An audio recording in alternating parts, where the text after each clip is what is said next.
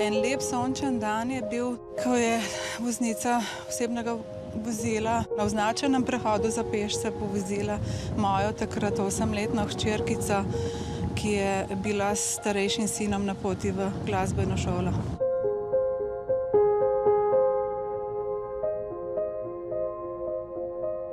Zgodilo se je tudi to, da po nesreči smo mi bili kot eni drugi.